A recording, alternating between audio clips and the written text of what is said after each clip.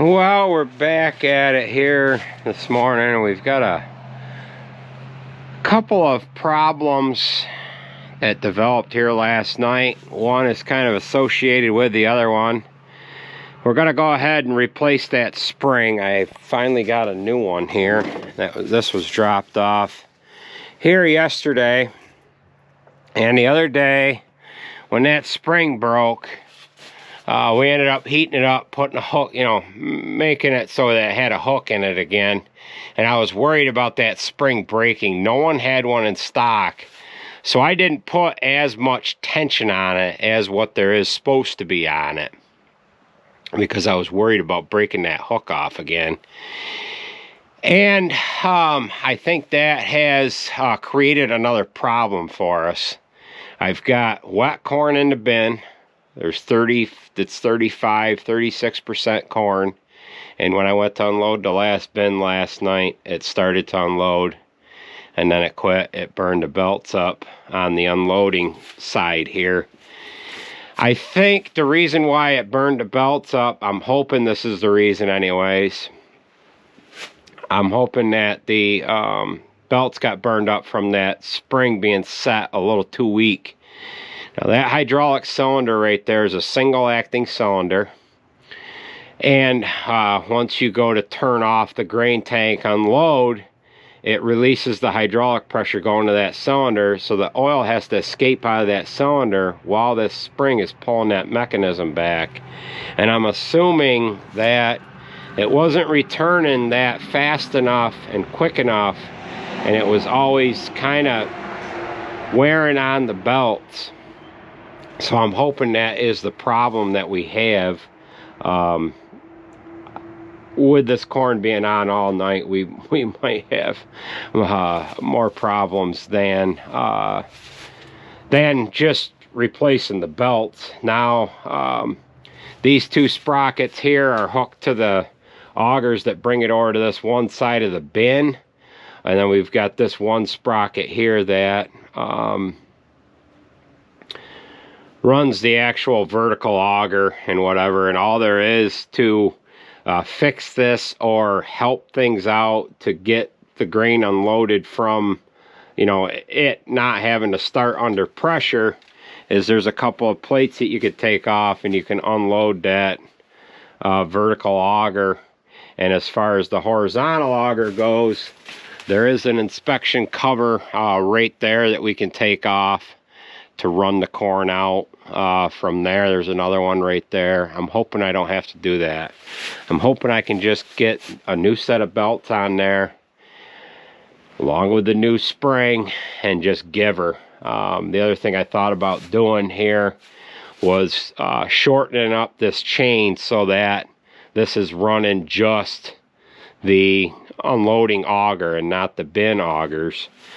Some guys have put kits on these combines so that they can shut the bin off so that the auger can clean out if you're switching from one truck to another and your bin is not empty. If you don't run it that way, when you're unloading grain out of this bin, you really should unload the whole bin so that you're not carrying that auger with any corn in it. This auger's not all that long, but you can kind of picture a bigger combine with a longer auger. And that's going to have a lot of corn in it, a lot of grain, whatever you're harvesting. So we're going to go ahead and get this new spring on there first, throw a set of belts on there, and then hoping, fingers crossed, that it just starts up and goes. Alright, so I have the new spring put on there, and I went ahead and put a used set of belts on. Now, I don't have this shroud on there. What there is a shroud that, well, it's actually on the ground there. This shroud just kind of goes over this, and it kind of keeps these belts in place so that when you're not unloading, they don't fall off on you. But you can see all the slack that's in the belts here. That is because that pulley up there is turning all the time. You'd think they'd have a different design here, but this combine's 17 years old and I don't think the new ones are any different. I think what there should be is a double acting cylinder there. Yes, a spring to return it, to help return it fast. But if it was a double acting cylinder, the cylinder would hold it up. The weight of that is on that spring all the time. And, you know, it weakens it after a while. So what I'm going to do is I'm going to put a pipe wrench on here, and I'm going to run this with a pipe wrench just to make sure that there's nothing screwing it up or nothing caught in there. And then we'll unload it with the, we'll run the combine and see if we can't get this bin off of there. With these used belts, I didn't even know I had them. I actually had this belt that we went to Casanova and picked up last week, and it had a tag on it from '09. And then we turned around later that afternoon and went and got a set of bin unload belts, and I had those too. I actually had 3 of them. Oh, I had 3, I don't know. I've got another one right here in the back of the truck, and then this is the belts that came off. And I'm assuming that they were just burned up from the slow release of that hydraulic cylinder. So let's go ahead and hook a pipe wrench on there, run it some, and then we'll run it with the combine.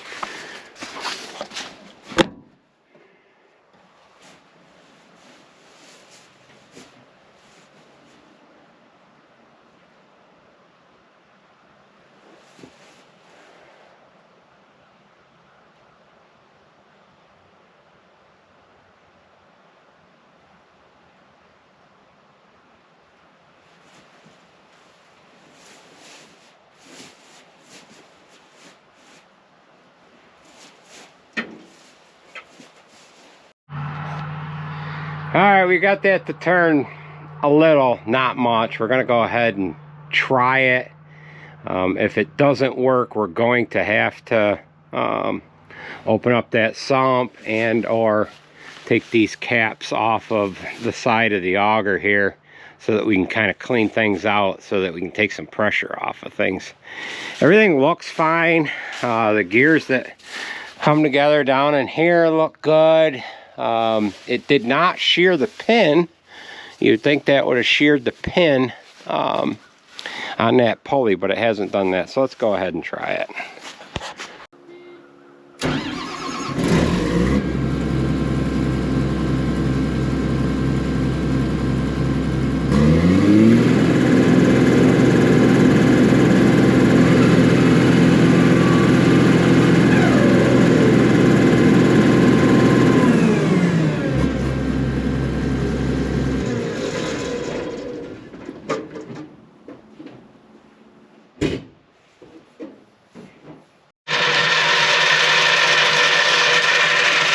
Well, we have drained a fair amount of corn out of the sump here. There's a couple of caps. There's one on the front, one on the back.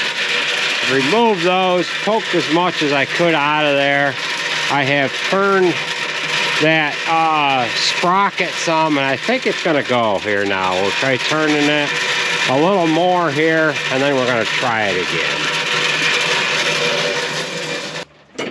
This is, of course, backwards here.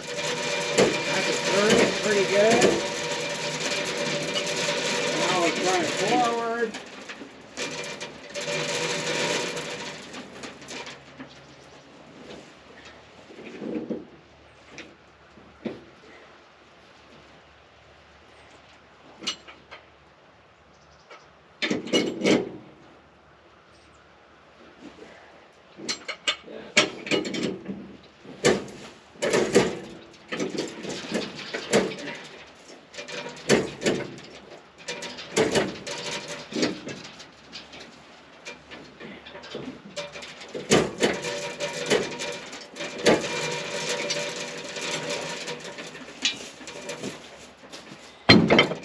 Alright, I think we're ready to go. I ended up putting the shroud back on there.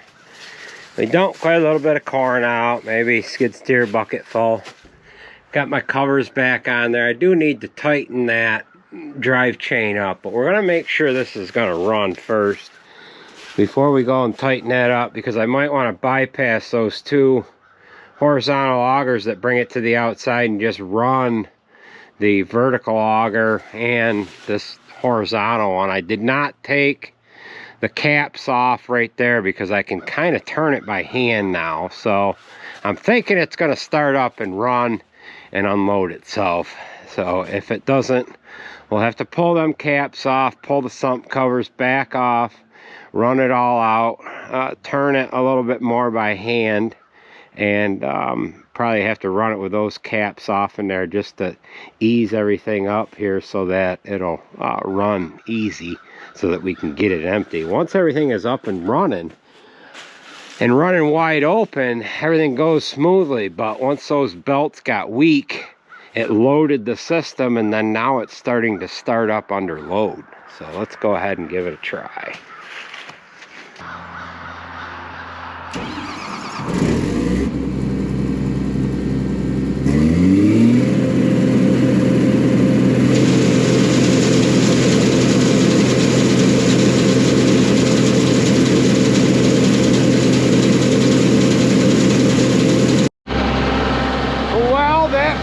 To be painless anyways. It was able to unload itself. I was worried that we had something else wrong, just because it kind of didn't seem right when that happened last night. But once I got thinking about it more, with those belts getting weak, I kind of was hoping that was what happened, and that is what just happened. So I'm gonna get everything picked up here and be able to get on it. It's going to be a beautiful day today. Got a little bit of a late start because of the problem that we had, but it is what it is. So you can see that pulley up there is turning right now with the engine running. This belt here that we replaced last week, when you turn the separator on, that engages that clutch to turn this unit here on. However, that other pulley is just turning all the time, and it's really too bad they didn't have another way to run that grain tank unload, but it is what it is. So let's get things cleaned up and we'll get combining. Well, we seem to have managed to bog the combine again. Now, this little tiny field is on a side hill. I knew it was a little greasy down in here, so I left 12 rows here. I come around the outside of the field, I stopped, I backed up, and I jumped up. I went through here. Got a bin out of the field, started coming down this other side here, come across here. This was pretty good. I said, you know what, I think we can make a run for it. So I got right to about here, started sliding a little bit, so I backed up. I backed up as far as I could, and the combine popped right around. Couldn't do it. So I tried crawling up through here. It wouldn't pull up through here, so I backed up, made a couple of more runs at it. I thought I was going to be able to sneak out through there, but I'm sliding down the hill the whole time, and now we're stuck. So we've got Garrett coming down with the 9410. Sarah was over offloading her load, and I figured it was, we're just so close to the farm, I figured it would be a lot easier to just get another tractor down here. It's just greasy. It's got some pretty good sized ruts here, but yeah, so we'll get a chain hooked on her and get it out.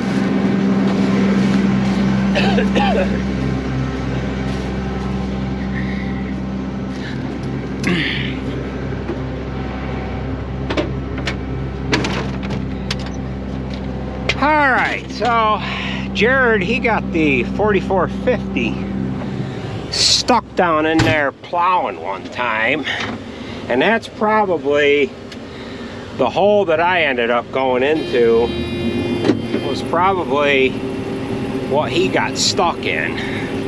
So we might leave that there for the deer. And yeah, I can't do it. I can't get it.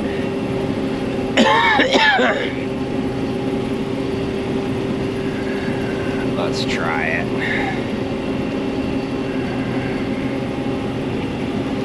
Trouble is a little bit of a side hill, and it's wet. It's wet right in the bottom here.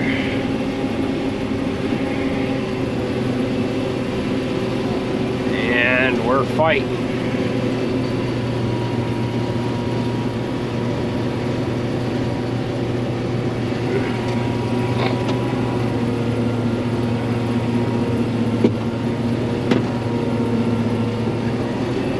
And I think we are stuck again.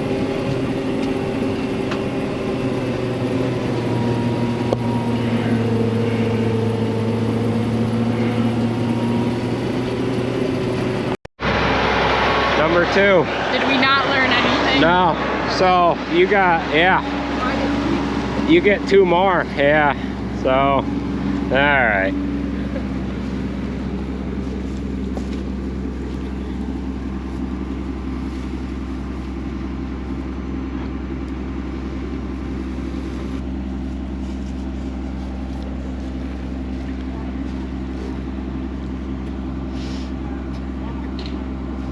What happened this time? He went in the mud.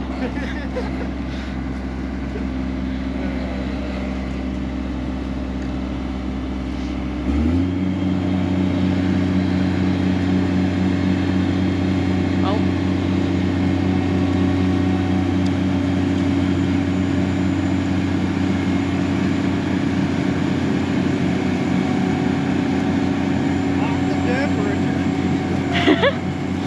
Oh no. Oh, he's got her now. No, he doesn't. Christ.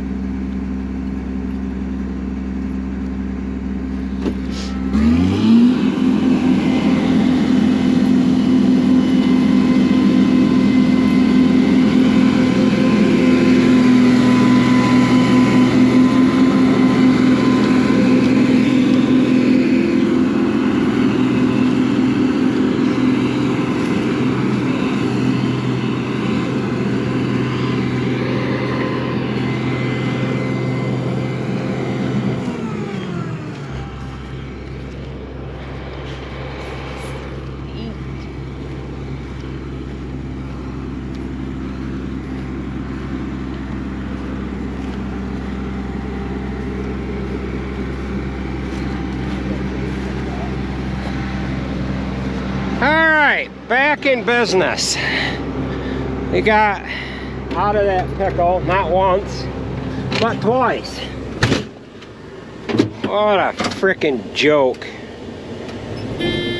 Oh well.